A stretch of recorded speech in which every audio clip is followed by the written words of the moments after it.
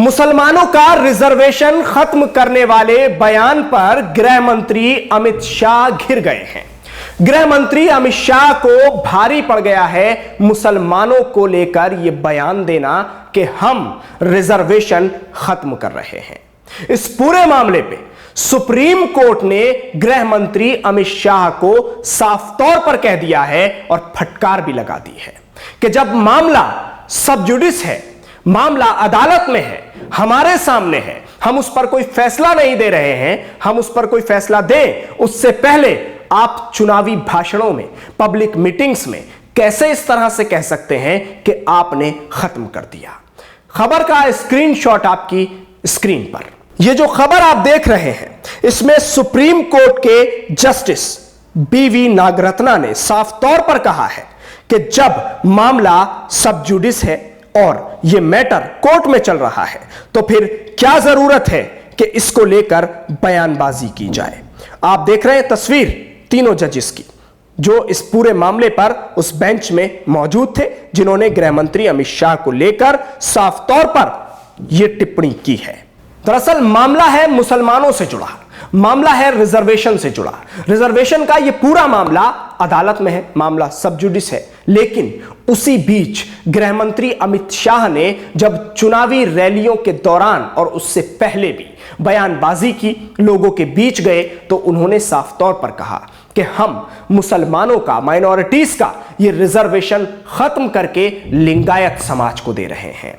तो उसी पर सुप्रीम कोर्ट ने कड़े लफ्जों में फटकार लगाई है और साफ साफ कह दिया है कि मामला सब जुडिस होने के बावजूद आप इस तरह की बयानबाजी करके आखिर साबित क्या करना चाहते हैं।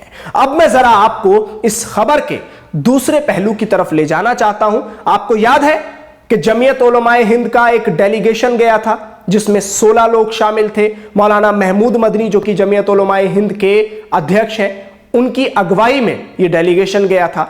इसमें कमाल फारूकी भी थे, इसमें अख्तरुल वासे भी थे, इसमें नियाज फारूकी भी थे और खुद मौलाना महमूद मदनी भी थे। आप जानते हैं कि 16 लोगों का यह डेलीगेशन जब मुलाकात करने के लिए गृह मंत्री अमित शाह से पहुंचा था तो इनके कई पॉइंट्स थे जिन पॉइंट पर इन्होंने अपनी बातें रखी थी। इस डेलीगेशन ने गृह मंत्री अमित शाह ने इनकी बात सुनी थी और अपनी बात कही थी। उसमें एक मामला रिजर्वेशन का भी था। रिजर्वेशन पर गृह मंत्री अमित शाह ने इन लोगों से क्या कहा था वो आपको याद है। इस पूरे मामले पर जमीयत उलमाए हिंद के नियाज फारूकी से जब हमने बात की तो उन्होंने इस पूरे मामले पर गृह मंत्री अमित शाह के रिजर्वेशन वाले बयान पर हम ही से कहा था। मैं खुद वो इंटरव्यू कर रहा था उनका जब ये मिलकर आए थे, तो उन्होंने कहा था कि गृह मंत्री अमित शाह ने साफ तौर पर कहा है कि जैसे उस बयान को देखा जा रहा है वो उस तरह नहीं है। वो बयान मुसलमानों के लिए दिया गया है, मुसलमानों को उसमें पिछड़ा साबित करने की कोशिश की जा रही थी। मैंने वो बयान देकर मुसलमानों के ही हक में अच्छा काम किया है। ये सारी चीजें सामने आई, लेकिन गृह मंत्री अमित शाह ने क्या कहा था बयान आपने सुना है। उसके बाद फिर एक बयान दिया गया। उस बयान में तो साफ तौर पर मुसलमानों का नाम लेकर कहा गया कि हम मुस्लिम रिजर्वेशन को खत्म कर रहे हैं।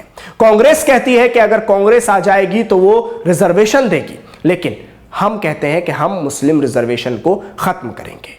पूरे का पूरा चुनाव प्रचार ही इसी एजेंडे पर किया गया था।